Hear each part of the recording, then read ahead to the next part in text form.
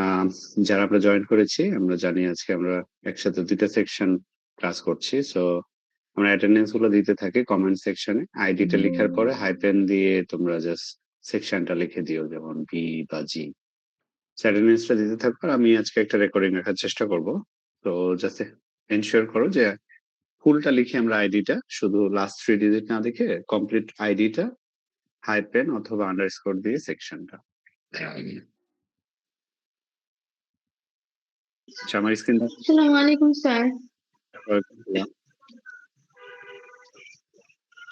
Sir আমার ২ টা friend একটু অসুস্থ। সরি স্যার, একটা ফ্রেন্ড অসুস্থ হসপিটালে, আরেকটা ফ্রেন্ডের নেটে প্রবলেম করছে হলে। ওরা আমাকে জানিয়েছে সমস্যা আপনাকে নেই এটা আমাদের বলার জন্য। রেকর্ডিং গুলো আছে। তো রেকর্ডিং গুলো থেকে যাবে। রেকর্ডিং গুলো ওরা যাতে পরে দেখে নেয়, হ্যাঁ? অ্যাটেন্ডেন্স থেকেও ইম্পোর্টেন্ট হচ্ছে আজকের ক্লাস কনটেন্টটা। বিকজ আমরা বলেছি যে আমাদের সিলেবাসে আর ২ টা লেকচার আছে। খুবই ছোট, ছোট। বাট এগুলো কিন্তু আমাদের ফাইনালের সিলেবাস। তো এইজন্য অ্যাটেন্ডেন্স এর চেয়েও ইম্পোর্টেন্ট হচ্ছে যে ক্লাসে আমরা আছি কিনা, প্লাস ক্লাস মিস করলে রেকর্ডিংটা যাতে দেখে নিয়েছি আমরা। এটা এনশিওর করা। সো আমাকে একজন এনশিওর করো আমার স্ক্রিনটা দেখা যাচ্ছে? Okay sir. আচ্ছা, ওকে ফাইন। তাহলে আমি রেকর্ডিংটা অন করি।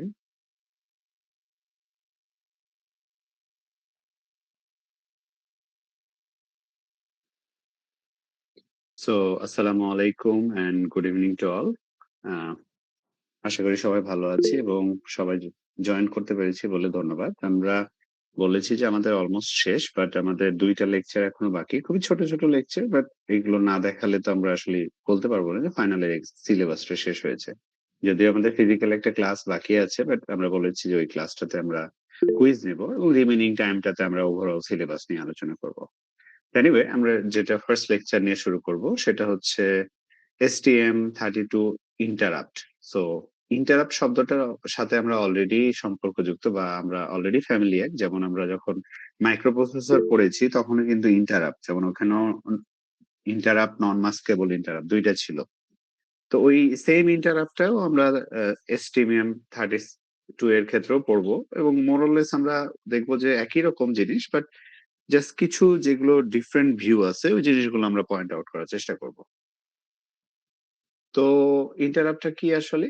যদি আমরা ইন্টারাপ্ট নিয়ে বলি, in computer system interrupt are a critical mechanism that allow a processor to temporary help its current operation and respond to an urgent condition or event. তো ইন্টারাপ্টটা হচ্ছে বাধাগ্রস্ত হওয়া, বাংলা অর্থ যদি আমরা বলি।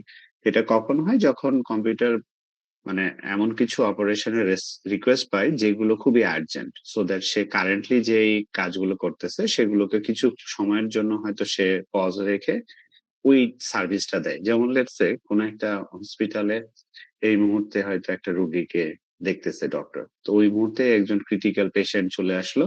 সো এখন কি করতে হবে? ডক্টরের সামনে হয়তো অনেক সিরিয়াল আছে, অনেকগুলো পেশেন্ট আছে। সবাইকে রেখে কিন্তু এখন ডক্টরকে যেতে হবে ওটিতে। বিকজ একটা ক্রিটিক্যাল সিচুয়েশন এ পেশেন্টস আসছে। তো তাহলে এটাই হচ্ছে একটা ইন্টারাপ্ট। ডক্টর আগে হচ্ছে তোমার রোগী দেখছিল, বাট এখন তাকে হচ্ছে এমার্জেন্সি বেসিসে ওটিতে যেতে হচ্ছে। So this event could originate from hardware like a key press or a timer reaching its limit. So ২ টা জায়গায় হইতে পারে। একটা হচ্ছে হার্ডওয়্যার। হার্ডওয়্যার ক্ষেত্রে কখন? যেমন কোন একটা কি প্রেস করা হয়েছে অথবা একটা টাইমার সেট করা ছিল কোন একটা কাজের, ওই কাজ টাইমারটা শেষ হয়েছে। অথবা সফটওয়্যার। সফটওয়্যার কেমন? যেমন exception or service request. Exception case আমরা অলরেডি জানি। কিছু আনওয়ান্টেড ইভেন্ট যখন ঘটে তখন, অথবা সার্ভিস রিকোয়েস্ট যেমন একটা পাওয়ার ফেলিয়ার, এটাও কিন্তু একটা হচ্ছে interrupt. Interrupt enable efficient and responsible system behavior by optimizing immediate task over ongoing processes without the need for consistent pooling. পুলিংটাও একটা ওয়ে যেটার মাধ্যমে এই যে তোমার ইনকনসিস্টেন্ট ইভেন্ট অথবা এক্সেপশনাল ইভেন্ট গুলাকে স্যাটিসফাই করা হয়। বাট আমরা দেখবো যে পুলিং আর ইন্টারাপ্টের মধ্যে ডিফারেন্সটা কি। এখানে একটা এক্সাম্পল দেওয়া আছে ইন্টারাপ্টের। আমরা অলরেডি একটা এক্সাম্পল বললাম, বাট আরেকটা এক্সাম্পল যদি আমরা বলি যে consider a teacher in the classroom, the teacher is lecturing performing A task, when a student raise their hand an event, তাহলে এই যে একজন স্টুডেন্ট হাত উঠালো এটা একটা event. The teacher pause the lecture addressing the students query, handle the interrupt, and then resume teaching. Interrupt work similarly, ensuring events are addressed promptly without disrupting the overall flow of that task. So আমরা যে let's say এই যে আমি কথা বলছি এই মুহূর্তে একজন হয়তো বললো স্যার আমি শুনতে পাচ্ছি না, অথবা স্যার এর আগে কি বললেন সেটা আমি বুঝতে পারিনি, তখন আমাকে কি করতে হবে? আমার কন্টিনিউটি ব্রেক করে তার রেসপন্স করতে হবে। তো এইটাই হচ্ছে interrupt. The importance of interrupt টা কি? Importance interrupt is a essential for multitasking and real system and system performance. So যখনই হচ্ছে মাল্টিটাস্ক করবে আমার প্রসেসর অথবা আমার মাইক্রো কন্ট্রোলার, তখনই কিন্তু এখানে তোমার ইন্টারাপ্ট থাকবেই। কারণ একটা কাজ করতে করতে আরেকটা রিকোয়েস্ট আসবে, এটাই স্বাভাবিক যে মাল্টিটাস্কারের ক্ষেত্রে। They allow the CPU to focus on executing meaningful instruction rather than continuously checking or change the event. So, ইন্টারাপ্টের কারণে যেটা হয় যে যেগুলো মিনিংফুল বা ইম্পর্টেন্ট সেগুলোকে আসলে ইনস্ট্রাকশন গুলোকে এক্সিকিউট করার সুযোগ হয়। For example, in a simple embedded system, the timer interrupt might signal the processor to update the display or read the sensor at the regular interval. তাহলে এটা একটা, এই যে টাইমারের ইন্টারাপ্ট, এটা এক ধরনের ইন্টারাপ্ট।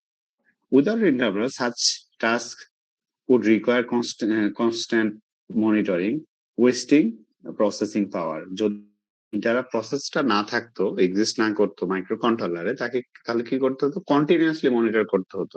আচ্ছা, যেমন লেটস সে এই যে হ্যান্ড রেজ করে আমরা বলি ক্লাসের শুরুতে যে আচ্ছা কারো যদি কোনো কোশ্চেন থাকে হ্যান্ড রেজ করে কোশ্চেন করো। এটা যদি না বলা হতো তাহলে তখন টিচার কি করতো? মানে ইউজুয়ালি আমরা কি করি? যে একটা টপিক পড়ানোর পর, "আচ্ছা বুঝতে পেরেছো?" আরেকবার পড়ালাম। আর কিছুক্ষণ পরে, "আচ্ছা এটা বুঝতে পেরেছো?" তো এই যে দেখো কন্টিনিউয়াসলি আমি চেক করছি। চেক করতে গিয়ে কি হচ্ছে? আমার রিদমটা নষ্ট হচ্ছে। আমার হচ্ছে তোমার কন্টিনিউটিতে ব্রেক হচ্ছে। তো এটাকে পুলিং বলে। আমরা পুলিংটা দেখবো। বাট এই ইন্টারাপ্ট এর কারণে আমাকে কি করতে হচ্ছে? কন্টিনিউয়াসলি চেক করতে হচ্ছে না। রাদার দ্যান আমি দেখছি যে কেউ হ্যান্ড রেজ করছে কিনা। হ্যান্ড রেজ করলে তখন আমি হয়তো তার কোয়েশ্চেন আনসারটা দেব। সো এখানে একটা রিয়াল ওয়ার্ল্ড অ্যানালজি দেওয়া আছে। এই যে আমরা একটু আগে বললাম যে পোলিং ভার্সেস ইন্টারাপ্ট। পোলিংটাও এটা একটাও রিকোয়েস্ট আনসার করার ওয়ে। তো পোলিংটা কি? You pick up the phone every 3 seconds to check whether you are going to getting a call or not. তো ৩ সেকেন্ড পর পর তুমি ফোন তুলতেছো যে আচ্ছা কেউ ফোন করছে কিনা। তো এটাকে আমরা বলি হচ্ছে পুলিং। মানে কন্টিনিউয়াসলি একটা ফ্রিকোয়েন্ট টাইম পরে চেক করা হয়। আর ইন্টারাপ্টটা কি? Do whatever you should do and pick up the phone when it rings. তুমি কাজ করতেছো। যখন ফোন রিং করছে তখনই তুমি এটাকে আনসার করছো। এবং সেক্ষেত্রেও তুমি দেখতেছো যে ফোনে আনসার করাটা ইম্পোর্টেন্ট কিনা। যদি ইম্পোর্টেন্ট হয় তাহলে তুমি আনসার করবা। সো এটা হচ্ছে ইন্টারাপ্ট। তাহলে আই গেস আমরা পুলিং আর ইন্টারাপ্টের ডিফারেন্সটা বুঝতে পারলাম।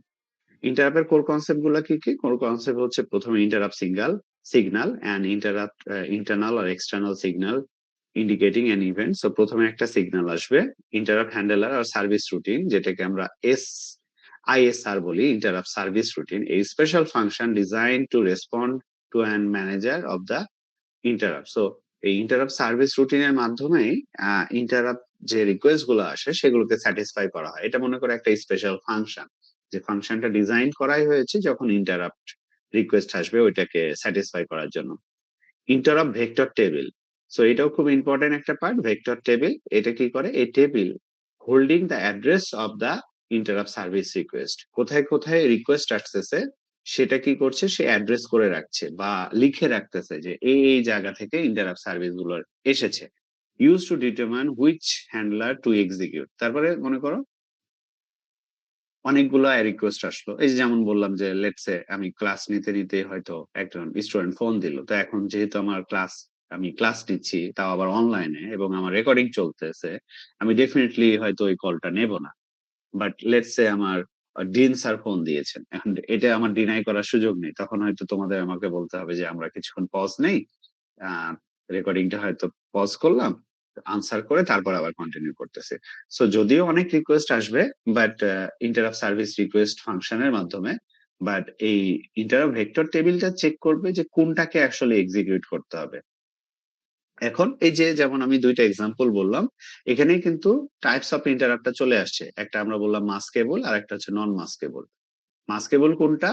যেটাকে ইগনোর করা যায়, ডিনাই করা যায়। যেমন এই মুহূর্তে আমি যেটা বললাম যে লেটস সে কোন একটা স্টুডেন্ট ফোন দিয়েছে, বাট আমি ক্লাস নিচ্ছি। সো আমি এখন কি করলাম? Can be disable or ignore by the CPU. আমি এটাকে এখন ইগনোর করলাম আপাতত। আর নন মাস্কেবল ইন্টারাপ্ট, ওই যে জিন স্যার ফোন দিয়েছেন, high priority interrupt that can not be ignored, often use for critical event like hardware failure. So তখন এটাতে আমার রেসপন্স করতেই হবে। তাহলে তোমার ভেক্টর টেবিলটা কি করতেছে? ভেক্টর টেবিল গুলা হচ্ছে তোমার সবগুলো ইন্টারাপ্ট সার্ভিস রিকোয়েস্ট গুলোকে অ্যাড্রেস করে রাখছে ওয়ান বাই ওয়ান। যতগুলো আসতেছে, আসার পরে সেগুলোকে ক্যাটাগরাইজ করছে যে সেটা কি মাস্কেবল ইন্টারাপ্ট নাকি নন মাস্কেবল ইন্টারাপ্ট। নন মাস্কেবল ইন্টারাপ্ট হলে আবার একাধিক নন মাস্কেবল ইন্টারাপ্ট হতে পারে। সে তখন যে ওখান থেকে দেখবে যে আচ্ছা ওয়ান বাই ওয়ান কাকে হচ্ছে এক্সিকিউট করতে হবে। যেমন এখানে এই যে কথাটা চলে আসতেছে, প্রায়োরিটি আর nesting mechanism to determine which interrupt is handled first when multiple interrupt occur simultaneously. তাহলে এই ইন্টারাপ্ট ভেক্টর মেশিনটা আরেকটা কিসে হেল্প নেয়? প্রায়োরিটি এন্ড নেস্টিং এর, এটার মাধ্যমে। এবং এই নন মাস্কেবল ইন্টারাপ্ট বা মাস্কেবল ইন্টারাপ্ট, এইটার মাধ্যমে সে ডিসাইড করে যে অনেকগুলো এসেছে, কোনটাকে মাস্ক করা যাবে, কোনটাকে মাস্ক করা যাবে না, এবং যেগুলোকে মাস্ক করা যাবে না সেগুলোর আবার প্রায়োরিটি কোনটার কেমন। তাহলে এটা ছিল কোর কনসেপ্ট অফ ইন্টারাপ্ট। এইভাবে ইন্টারাপ্ট আসলে ঘটে। এখন একটা এক্সাম্পল যদি আমরা দেখি যে push button for LED controller. একটা এলইডি কন্ট্রোলারে পুশ বাটন আছে, check whether a button has been press. একটা বাটন কি প্রেস করা হয়েছে কিনা এটা চেক করবে। পুলিং এর ক্ষেত্রে কি করতো? পুলিং এর ক্ষেত্রে repeatedly read interrupt direct request and check whether bit 3 is set, অর্থাৎ বিজি ওয়েট হচ্ছে কিনা। Okay if CPU has nothing else to do. যদি সিপিইউ আর কিছুই না করে তখন কি করবে? যে এই যে পুশ বাটনটা প্রেস করা হয়েছে সেটাকে রেসপন্স করবে। বাট সে কি করতেছে? যে রিপিটেডলি চেক করছে, বারবার চেক করছে পুলিং এর ক্ষেত্রে। বাট ইন্টারপ্রেটের ক্ষেত্রে কি করবে? ইন্টারপ্রেটের ক্ষেত্রে when hardware detect a rising or fail age, hardware generate a service request. So যখন দেখবে সে হচ্ছে কোন একটা রাইজিং, যেমন এই যে পাওয়ার বাটনটা প্রেস করা হয়েছে, এটা একটা রাইজিং। তো এরকম যখন পাবে তখন সে ওই যে ইন্টারাপ্ট সার্ভিস রিকোয়েস্ট কে বলবে, ফাংশনটাকে বলবে যে একটা রিকোয়েস্ট আসছে, তুমি এটাকে হচ্ছে লিস্ট করো। কোথায় লিস্ট করবে? লিস্ট করবে হচ্ছে তোমার এই যে ইন্টারাপ্ট ভেক্টর টেবিলে। তারপরে কি? CPU response to the service request and start to the execute corresponding service subroutine. So তাহলে তারপরে যেটা দেখলো যে হ্যাঁ পুশ বাটন প্রেস করা হয়েছে এলইডি কন্ট্রোলারে, এটার হচ্ছে ইন্টারাপ্ট সার্ভিস রিকোয়েস্টে আমি লিস্ট করে ফেলেছি, এবং সেটা চেক করে ফেলেছে আমার ইন্টারাপ্ট ভেক্টর মেশিন। দেখেছে এটা নন মাস্কেবল ইন্টারাপ্ট এবং এটার প্রায়োরিটিটা খুব হাই, তাহলে কি করবে? সে এটাতে রেসপন্স করবে। সো এটা তাহলে একটা এক্সাম্পল কিভাবে কাজ করে, পুলিংটা কিভাবে কাজ করে, ইন্টারাপ্টটা কিভাবে কাজ করে যখন হচ্ছে তোমার এরকম কোন একটা ইমার্জেন্সি সার্ভিস রিকোয়েস্ট আসে। এখানে আবার একটা এক্সাম্পল দেখানো হয়েছে, আবার ওই টেবিলের আকারে আমরা এখানে দেখানোর চেষ্টা করেছি যে সফটওয়্যার পিরিয়ডিক্যালি চেকড, পুলিং এর ক্ষেত্রে কিছুক্ষণ পর পর চেক করতেছে। আর ইন্টারপ্রেটের ক্ষেত্রে CPU only take action only if it is an event occur. যখন একটা ঘটনা ঘটবে, যেমন ওই যে বললাম যে কল, ফোনটা তখনই পিক করবে যখন রিং বাজবে। এমনটা না যে 3 মিনিট পর পর চেক করবে যে রিং বাজছে কিনা। West lot of CPU cycle, যেহেতু পুলিংটা অযথায় বারবার চেক করতেছে, সিপিইউ সাইকেলটা ওয়েস্ট করে। ট্রিগার্ড বাই সফটওয়্যার, সফটওয়্যার বারবার ট্রিগার করছে এখানে। অকার পিরিয়ডিক্যালি, সো খুব পিরিয়ডিক্যালি এটা অকার হয়। আর ইন্টারপ্রেটের ক্ষেত্রে does not waste much cycle, CPU cycle খুব বেশি ওয়েস্ট করে না, কারণ যখন প্রয়োজন, যখন ফোনে রিং বাজছে তখনই শুধু তুলতেছে। Triggered by hardware or software, তাহলে আহ পুলিংটা কি হয়? পুলিংটা শুধুমাত্র হার্ডওয়্যার সফটওয়্যারের কারণে হয়। বাট ইন্টারাপ্ট কিন্তু দুই ধরনেরই হতে পারে, অর্থাৎ হার্ডওয়্যার রিকোয়েস্টও আসতে পারে, আবার সফটওয়্যার রিকোয়েস্টও আসতে পারে। আমরা ওই যে ফার্স্ট পেজে পড়ে আসছি যে হার্ডওয়্যার সফটওয়্যার কি, যে এখানেই বলে আসছিল আমাদের, সরি, আমাদের শুরুতেই বলে আসছিল যে হার্ডওয়্যার কি এখানে।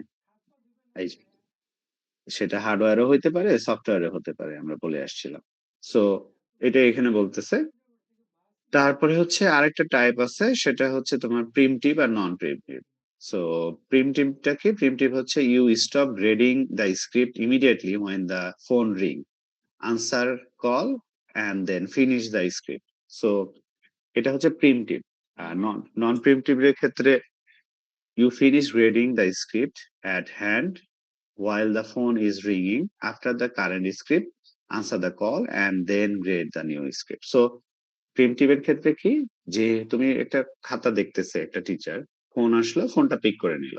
বাট নন প্রিমিটিভ এর ক্ষেত্রে কি, যে আমি একটা খাতা দেখতেছি, ফোন আসতেছে, আমি আগে খাতাটা শেষ করলাম, শেষ করে ফোনটা পিক করলাম, তারপরে হচ্ছে নতুন কল, নতুন একটা স্ক্রিপ্ট দেখা শুরু করলাম। এটা হচ্ছে নন প্রিমিটিভ।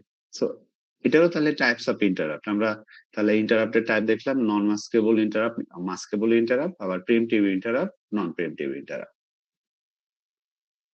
ইন্টারাপ্টের বেসিক গুলো আমরা অলরেডি বলে আসছি, বাট আরেকবার, যে peripheral can raise interrupt, CPU can be interrupt by more than one thing. So অনেক কারণে ইন্টারাপ্টটা হতে পারে। শুধু যে হচ্ছে হার্ডওয়্যার হবে বা শুধু সফটওয়্যার এমনটা না, দুই ধরনেরই হতে পারে।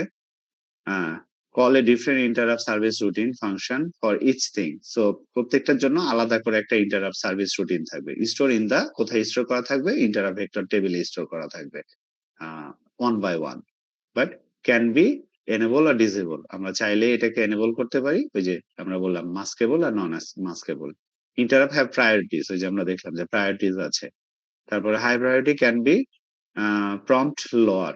সো হাই প্রায়োরিটি যেগুলো হতে পারে সেগুলোকে আমরা হচ্ছে তাড়াতাড়ি আমরা সার্ভিস দেব। Raise but not yet handle interrupt are call pending. Handler must tell the peripheral to acknowledge its request. So মনে করো একটা কাজ হচ্ছে কিন্তু ওইটাকে এখনো সার্ভিস দেওয়া হচ্ছে না, তখন সেটাকে আমরা বলি পেন্ডিং। এবং এই পেন্ডিং গুলো আসবে কোথা থেকে, যে কোনটাকে আমরা পেন্ডিং রাখবো, যে ইন্টারাপ্ট ভেক্টর টেবিল থেকে এটা আসবে।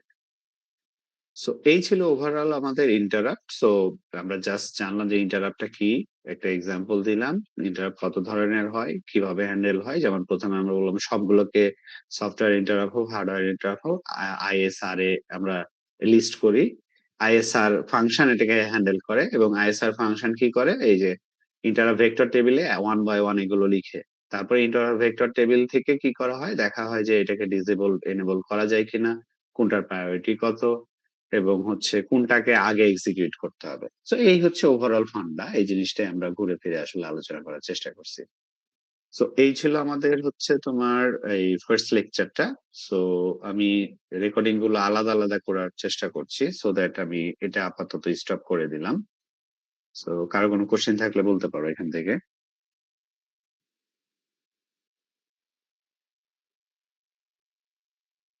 কারো কোনো কোশ্চেন আছে?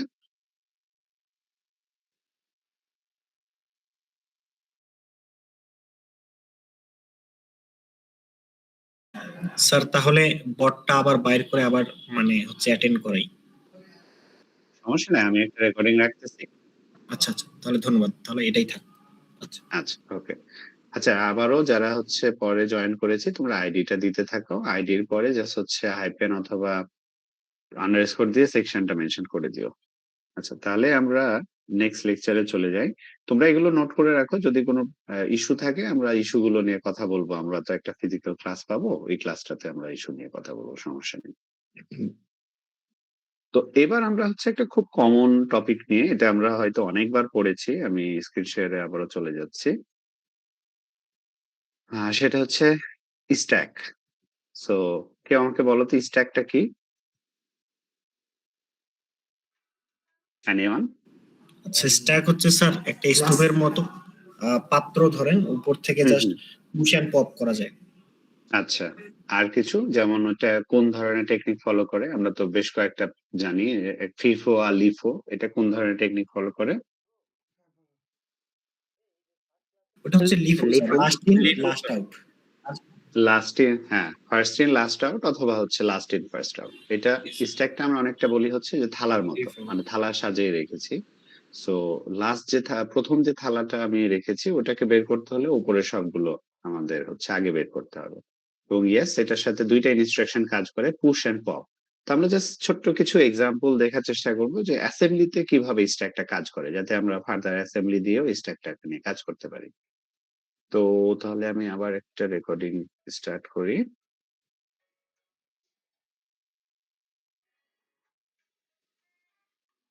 ওকে, ফাইন। সো এটাই হচ্ছে আমাদের last lecture. lecture 15 about stack instructions in assembly program. তো এটাও আমাদের টেক্সট বুকে দেয়া আছে, চ্যাপ্টার 8 এ দেয়া আছে, চার্লস মার্টের টেক্সট বুকটাতে। তো স্ট্যাকটা কি? স্ট্যাক হচ্ছে ওয়ান ডাইমেনশনাল ডেটা স্ট্রাকচার। আমরা জানি মানে আমাদের ইন এন্ড আউট ওই এক দিক থেকেই হয়, বোথ সাইড থেকে হয় না। Item are added and remove from on end of the structure in the last in first out manner, যেটা আমরা বললাম একটু আগে। The most recent addition to the stack is call the top of the stack. আর stack instruction আর পুশের পপের। So এই যে আমরা পুশ আর পপটা অলরেডি জানতাম না এটা ইনস্ট্রাকশন, বাট এটা নিয়ে কাজ করেছি আমরা যখন ডেটা স্ট্রাকচার পড়েছি অথবা হচ্ছে অবজেক্ট ওরিয়েন্টেড প্রোগ্রামিং পড়েছি, আমরা পুশ পপ নিয়ে কাজ করেছি। এখানে নতুন দুইটা ইনস্ট্রাকশন নিয়ে আমরা কথা বলবো, পুশেপ আর পপের। জাস্ট আমি তোমাদের রাফলি আইডিয়া দেই এখন। F stand for flag. তো পুশেপ মানে হচ্ছে আমি কিছু ভ্যালু স্ট্যাক থেকে যখন হচ্ছে তোমার ফ্ল্যাগে পুশ করি তখন হচ্ছে এটাকে বলি পুশের। আর যখন ফ্ল্যাগের ভ্যালু গুলো স্ট্যাকে পুশ করি বা স্ট্যাকে নিয়ে আসি তখন, সরি আমি উল্টা বললাম, যখন হচ্ছে আমরা স্ট্যাকের ভ্যালু যখন নিয়ে যাই তখন হচ্ছে পুশে অ্যান্ড পপে। মানে স্ট্যাক থেকে আমরা স্ট্যাকে ফ্ল্যাগে কয়টা আমরা ফ্ল্যাগ আছে বলতো, টোটাল ফ্ল্যাগ কয়টা? আটটা। 8টা, তাই না? এবং আমাদের স্ট্যাকের সাইজও হয় 8টা। এই জন্যই হচ্ছে তোমার এই দুইটা ইনস্ট্রাকশন ওটার সাথে কাজ করে, এই পুশ এন্ড পপ। কারণ এটাও 8 বিট ডাটাই হচ্ছে স্ট্যাকে থেকে আমরা তোমার ফ্ল্যাগে পুশ করি অথবা ফ্ল্যাগ থেকে স্ট্যাকে পুশ করি। তো there is no effect on stack instruction on flag. স্ট্যাকের কোনো ফ্ল্যাগে কোনো এফেক্ট ফেলে না, অর্থাৎ ফ্ল্যাগ রেজিস্টার গুলোতে কোনো এফেক্ট ফেলে না। A program must set aside a block of memory to hold the stack. তো একটা প্রোগ্রামে আবার হচ্ছে স্ট্যাককে হোল্ড করার জন্য একটা মেমোরি আমরা তোমার ডিক্লেয়ার করে থাকি। যেমন we have been doing this declaring A stack segment for example. এই যে প্রত্যেকটা প্রোগ্রাম আমি অ্যাসেম্বলি কোড লেখার সময় এভাবে লিখে আসতেছি না আমরা, স্ট্যাক 100H। আমরা আননোয়েনলি হয়তো এতদিন লিখতাম, বাট তার মানে কি আমরা শুরু থেকে কিন্তু আমাদের প্রোগ্রামে স্ট্যাক ইউজ করে আসছি।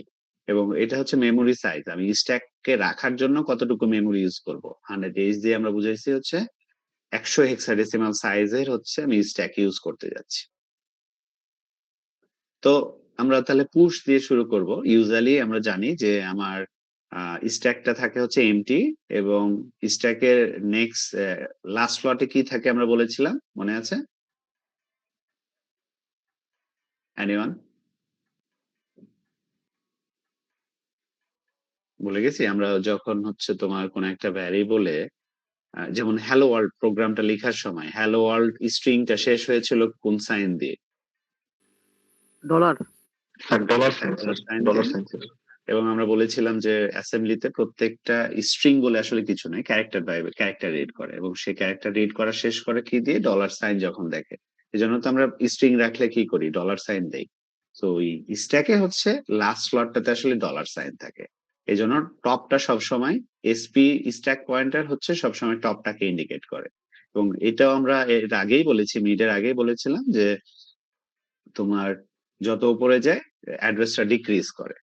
তো এখানে যেমন বলতেছে পুশ, সিনট্যাক্সটা কি? পুশ তারপর হচ্ছে সোর্স, অর্থাৎ অন অপারেন্ড ইনস্ট্রাকশন। পুশটা হচ্ছে অন অপারেন্ড ইনস্ট্রাকশন, একটাই অপারেন্ড থাকবে। Source is a 16 bit register or memory word. তাহলে পুশের সাথে আবার হচ্ছে সোর্সটা হবে কি 16 বিটের একটা রেজিস্টার। আচ্ছা, যেমন একটা example, push L it's an illegal instruction. কেন? কারণ হচ্ছে আমরা বলেছি যে এটার সাথে যেই অপারেন্টটা থাকবে সেটাকে হচ্ছে তোমার 16 বিটের হতে হবে, বাট আমরা জানি এলটা হচ্ছে 8 বিটের। সো এই জন্য এটা হচ্ছে ইলিগাল।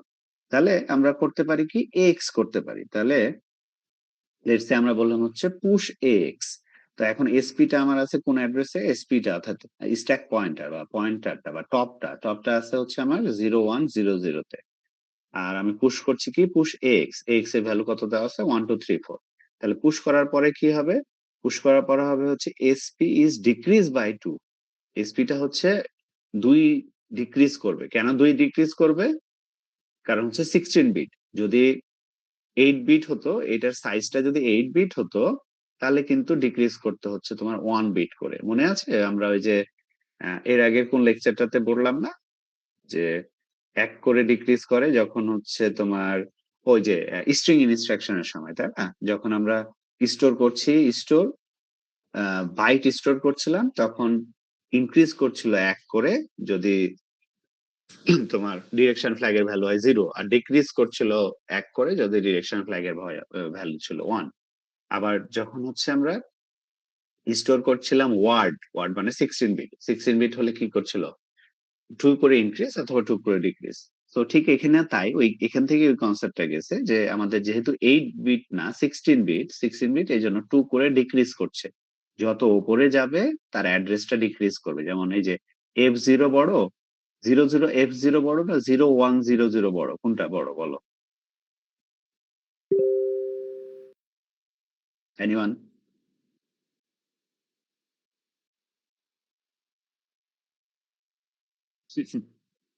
অবশ্যই 0100 বড়, তাই না? তার তো এই যে সামনে 2টা 0 আর এখানে তো 1, সো অবশ্যই এটা বড়। এই জন্য উপরে যাচ্ছে তার মানে তত কমছে, এই কারণে আমরা বলছি ডিক্রিজ বাই 2। আচ্ছা, এর সাথে সাথে কি হচ্ছে, a copy of the source content is moved to the address specified by the SSSP, the source is unchanged। তাহলে এই যে ax টা ছিল আমার সোর্স, ax এর একটা কপি চলে গেল হচ্ছে ওই যে ওই ইন্ডেক্সটা, যে ইন্ডেক্সটা এসএস আর এসপি মিলে ইন্ডেক্স করছিল বা ইন্ডিকেট করছিল। বাট আরেকটা কথা বলছে যে এক্স এর ভ্যালুটা কিন্তু আনচেঞ্জ, একটা কপি গেল শুধু, মানে এটা অনেকটা মনে করো মুভ ইনস্ট্রাকশনের মতো, একটা জাস্ট কপি গেল। তাহলে এটা ছিল হচ্ছে push. Initially, SP contained the offset address of the memory location immediately followed by the stack segment. So, SP টা শুরুতে কি করে? SP content করে offset address. Offset মানে আমরা ওই অনেককে কোশ্চেন করেছিলাম প্রেজেন্টেশনের সময়। অফসেট মানে কি? অফসেট মানে হচ্ছে মেমোরি অ্যাড্রেস। তো memory address of the memory location, কোন লোকেশনের immediately followed by the stack segment, stack সেগমেন্টের পরে, অর্থাৎ এই যে এই সেগমেন্টটার অ্যাড্রেসটা হোল্ড করবে শুরুতে। The stack grow toward the beginning of the memory, যত আমরা পুশ করতে থাকবো তত কি হবে, বিগিনিং অফ দ্য মেমোরি, শুরুর দিকে চলে যাবে। যেমন F0, তারপরে F2, তারপরে F4, এগুলো হচ্ছে গ্র্যাজুয়ালি বাড়ছে, আর উপরে যখন যাচ্ছে গ্র্যাজুয়ালি কমছে। এবার হচ্ছে পুশের, যেটা আমরা ওই যে নতুন দেখি, পুশেরটা কি করছে, pushes the contents of the flag register into the stack, flag register থেকে স্ট্যাকে চলে যাচ্ছে। তো ফ্ল্যাগ রেজিস্টার 8 বিট, তাহলে স্ট্যাকে গিয়ে স্টোর হচ্ছে। আহ আর পপ কি করে, পপ করে হচ্ছে কি, to remove the top item from the stack we use the pop instructions. সিনট্যাক্সটা হচ্ছে কি, পপ ডেস্টিনেশন। তো পপ হচ্ছে আসলে অন অপারেন্ট ইনস্ট্রাকশন। পপের পরে আমরা কোনো অপারেন্ট কেস ইন্ডিকেট করি না, রাদার দেন পপ সবসময় কি করে, টপটা চেক করে। আচ্ছা, তো আমাদের এক্সাম্পলে হচ্ছে stack pointer SP, so SP কে চেক করে এবং ওইটা থেকে ভ্যালুটাকে রিমুভ করে ফেলে। Destination is a 16 bit register except IP or a memory word, তাহলে এই ক্ষেত্রেও ডেস্টিনেশনটা আমার 16 বিটে হইতে হবে। একটা এক্সাম্পল, যেমন মনে করো পপ বিএক্স, তো বিএক্সটা হচ্ছে একটা 8 বিটের রেজিস্টার। তো এখন তাহলে কি করা হবে, আহ আমরা যদি কোথাও রাখতে চাই তাহলে হচ্ছে অপারেন্ডটা মেনশন করব, আর যদি রাখতে না চাই, আমার ডাটাটা শুধু রিমুভ করা দরকার, তাহলে আমি শুধু পপ বললেও হতো। বাট আমরা এখানে চাচ্ছি কি যে টপ, এটা হচ্ছে আমার টপের যে ভ্যালুটা, সে ভ্যালুটা হচ্ছে বিএক্স এ স্টোর করতে। তো একটু ফলো করো যে এসপির ভ্যালুটা কত, এসপির ভ্যালু এখন হচ্ছে 00FE, এই অ্যাড্রেসটা হচ্ছে 00FE। আচ্ছা, এখন যখন আমরা এটাকে এক্সিকিউট করে ফেলছি এবং বিএক্স এর ইনিশিয়াল ভ্যালু হচ্ছে FF, তাহলে আমরা যখন এটাকে এক্সিকিউট করে ফেলবো তখন কি হবে, the content of the SSSP top of the stack is move to the destination move করাবে। আচ্ছা, মুভ বা এটাকে তোমরা কাটও বলতে পারো, কারণ এটাকে মুছে, স্ট্যাক থেকে মুছে ওই ডেস্টিনেশনে নিয়ে যাওয়া হবে। এবং এসপি ইজ ইনক্রিজ বাই 2, ওই যে আমরা বললাম যে উপর দিকে গেলে কি হয়, ডিক্রিজ হয়, আর প্লাস মাইনাস হয়, আর নিচের দিকে গেলে অ্যাড্রেসটা হচ্ছে প্লাস হয়, ডিক্রিজ বাই 2। তুমি যদি 00FE এর সাথে 2 যোগ করো তাহলে দেখবা 0100 হবে। এবং এর সাথে সাথে খেয়াল করো বিএক্স এর ভ্যালুটা চেঞ্জ হয়ে গেছে, এই যে টপে যে এলিমেন্টটা ছিল বা অ্যাড্রেসটা ভ্যালুটা ছিল সেটা এখন বিএক্স এ চলে গেছে। সো পপের কাজটা হচ্ছে এটাই, সে টপের আইটেমটাকে বা এলিমেন্টকে রিমুভ করে সোর্স ইন্ডেক্সে বা সোর্স অ্যাড্রেসে কপি করে দেয় বা কাট করে দেয়।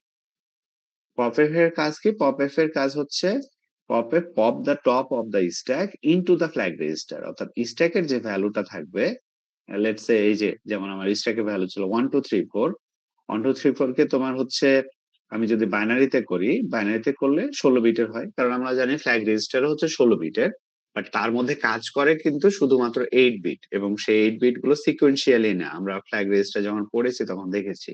সো তার মানে যখন এই যে 1 2 3 4 কে আমরা বাইনারিতে করলে যেটা হয়, যেমন 0 0 0 1 0 0 1 0 0 0 1 1 0 1 0 0, এইটা তাহলে হচ্ছে কোথায় চলে যাবে? এটা চলে যাবে ফ্ল্যাগে। এখন ফ্ল্যাগের সবগুলো অ্যাক্টিভ না, আমরা জানি কোন কোন বিট গুলাতে হচ্ছে ফ্ল্যাগ বিট বলা হয়, ওইগুলোকেই শুধু তখন আমরা কাউন্ট করবো যে এটার ভ্যালু 0 নাকি 1। লেটস সে ডিরেকশন ফ্ল্যাগ কততম পজিশনে থাকে, কার মনে আছে? বা ক্যারি ফ্ল্যাগটা কততম পজিশনে থাকে? এনিওয়ান? আচ্ছা, ওকে, ফাইন। লেটস ইমাজিন এটা হচ্ছে আমার ডিরেকশন ফ্ল্যাগ। সো তার মানে এটাকে আমাদের মুভ করার পরে আমার ডিরেকশন ফ্ল্যাগের ভ্যালু হলো 0, সরি 1। তাহলে এখন তোমাকে হয়তো কোশ্চেন করলো যে স্ট্যাক থেকে তুমি মুভ করলা ফ্ল্যাগে, করার পরে হচ্ছে ডিরেকশন ফ্ল্যাগের ভ্যালু কত হয়েছে, এবং এইটা কি ইন্ডিকেট করছে? ইনক্রিমেন্টিং অর্ডারে যাবে নাকি ডিক্রিমেন্টের অর্ডারে যাবে? অথবা মনে করো জিরো ফ্ল্যাগের ভ্যালু, এটাকে আমরা ধরলাম যে এটা আমার জিরো ফ্ল্যাগ, জিরো ফ্ল্যাগের ভ্যালু হচ্ছে 0। 0 কখন হয়? 0 যখন হয় যে আমার জিরো রেজাল্ট, আর নন জিরো রেজাল্টের জন্য 1 হয়। তো এরকম কিছু এখান থেকে ধরো কোশ্চেন থাকতে পারে যে আমার মুভ করলাম, তারপরে কি অবস্থা হলো। তাহলে পপ এফ টা আরেকবার দেখো, পপ এফ কি করে? Pop the top of the stack into the flag. তার মানে এই যে একটু আগে যেটা দেখলাম যে আমার টপে আছে এই ভ্যালুটা, এই ভ্যালুটা স্ট্যাকে নিয়ে যে সরি ফ্ল্যাগে নিয়ে যে সে বসাবে। এই হচ্ছে পপ এফ এর কাজ। And কিছু এক্সাম্পল আমরা দেখি। Sequence of stack operation. Let's consider initially we have an empty stack, then the following stack instructions are executed. Let us consider the scenario in particular view. যেমন মনে করো যে এরকম অনেকগুলা ইনস্ট্রাকশন আমাকে এক্সিকিউট করতে বললো। প্রথমে বললো এক্স এ 1 2 3 4 মুভ করতে, তারপরে বি এক্স এ 5 6 7 8 মুভ করতে, তারপরে push X, push BX, pop CX, pop DX. তাহলে হচ্ছে আমার প্রত্যেকটা করার পরে এভাবে ড্র করে আমি দেখাবো যে এসপি এর ভ্যালু কত হবে আর এক্স এবং বিএক্স এর ভ্যালু কত হবে। সো ইনিশিয়ালি আমার স্ট্যাকটা এমটি, এমটি থাকলে আমরা জানি যে আমার এসপি টা অর্থাৎ টপটা থাকে এখানে আর ডলার সাইন দেওয়া থাকে। আচ্ছা, তারপরে ওয়ান বাই ওয়ান আমি প্রথমে এই দুইটা মুভ করে ফেললাম। তো এই দুইটা মুভ করলে তাহলে কি হলো? এক্স এর ভ্যালুটা হয়তো বিএক্স এর ভ্যালু অন্য কিছু থাকতে পারতো, 0 0 0 0 থাকতে পারতো, বাট এটা করার পরে আমার কি হয়ে গেল? এক্স এর ভ্যালু হয়ে গেল 1 2 3 4, বিএক্স এর ভ্যালু হয়ে গেল 5 6 7 8। ওকে, ফাইন। এরপরে আমি ইনস্ট্রাকশন এক্সিকিউট করছি কি? Push x. তাহলে এক্স পুশ যদি করি, এক্স এর ভ্যালু হচ্ছে কত? 1 2 3 4। তাহলে হচ্ছে আমার স্ট্যাকে এটা পুশ হলো, হওয়ার সাথে সাথে কি করলো? এসপি টা ডিক্রিজ করলো। তাহলে এসপি এর ভ্যালুটা হচ্ছে এখানে। আমরা প্রতিবারই সেপারেট করে স্টেপ ড্র করব যদি এরকম কোশ্চেন থাকে, এবং এই এক্স বিএক্স এর নতুন ভ্যালু এবং এসপি এর নতুন ভ্যালুটা বলে দেবো। আমাকে ইনক্রিজ হয়েছে ডিক্রিজ হয়েছে ওগুলো বলার দরকার নেই, আমি শুধু এসপি এর নতুন ভ্যালুটা বলে দেবো। আচ্ছা, এরপরে হচ্ছে পুশ বিএক্স। আবার পুশ করলাম, পুশ করার সাথে সাথে কি হলো? এখন চলে আসলো স্ট্যাকে 5 6 7 8। বাট ওই যে আমরা বলেছিলাম পুশ করলে কি হয়? সোর্সের একটা কপি যায়, বাট ওইটা ভ্যালুটা আনচেঞ্জই থেকে যায়, শুধু কি আপডেট হলো? এসপি টা আপডেট হলো। এরপরে বলছে পুশ সিএক্স। তাহলে এই এতক্ষণ আমি যে কথা বললাম এটা তখনই ফ্রুটফুল হবে যদি কেউ এটা আনসার দিতে পারো। পুশ সিএক্স, এটাকে এক্সিকিউট করার পরে সিএক্স এর ভ্যালু কত হবে বলো?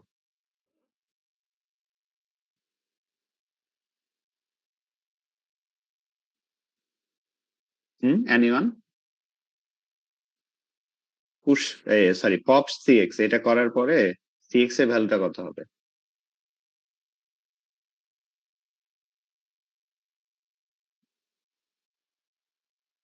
কি ব্যাপার, কেউ যে বলছো না?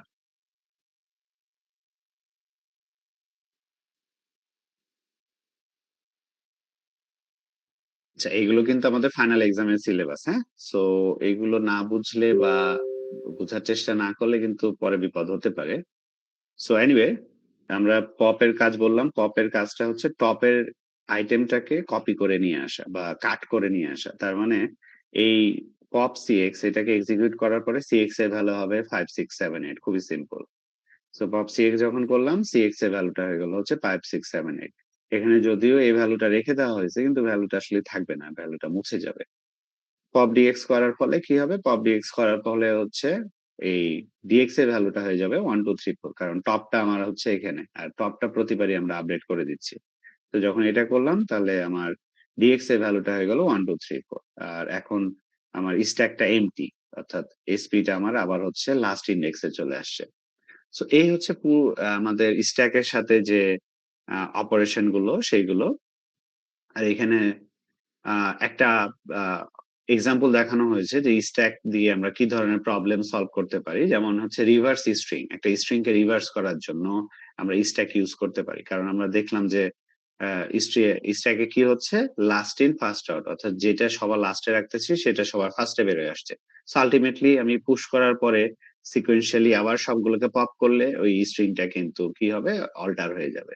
সো এই ধরনের প্রবলেম গুলো সলভ করার জন্য অ্যাসেম্বলিতে হচ্ছে তোমার এই স্ট্যাক অ্যাপ্লিকেশন বা স্ট্যাকের তোমার অ্যাপ্রোচটাকে ইউজ করা হয়। সো এই জন্য একটা এক্সাম্পল এখানে দেওয়া আছে, তোমরা চাইলে এটা গো থ্রু করতে পারো। এখানে কিছু এক্সারসাইজ আমাদের টেক্সট বুক থেকে এক্সারসাইজ গুলো তুলে দেওয়া হয়েছে। তোমরা ওই চ্যাপ্টার 8 এ গেলে এই এক্সাম্পল গুলো দেখতে পাবা। সো আমি বলবো যে অবশ্যই এই এক্সাম্পল গুলো গো থ্রু করবা, তাহলে তোমাদের একটা বেসিক আইডিয়া চলে আসবে যে এখান থেকে কি ধরনের এক্সাম্পল বা কোশ্চেন আসতে পারে। সো দ্যাটস ইট, আলহামদুলিল্লাহ আমরা ফাইনালে সিলেবাস শেষ করে ফেললাম। বাট এগেন যেটা বললাম যে আমরা যেটা করব যে আগামী ক্লাসে কুইজ নেওয়ার পরে যদি কারো কোনো ইস্যু থাকে ওভারঅল কন্টেন্ট নিয়ে, তোমরা একটু নোট করে রেখো যে কোন কোন জায়গাগুলোতে ইস্যু হচ্ছে, আমরা ওই ইস্যুগুলো নিয়ে আলোচনা করবো ইনশাআল্লাহ। সো বলো তো কারো কোনো কোয়ারিজ ছিল?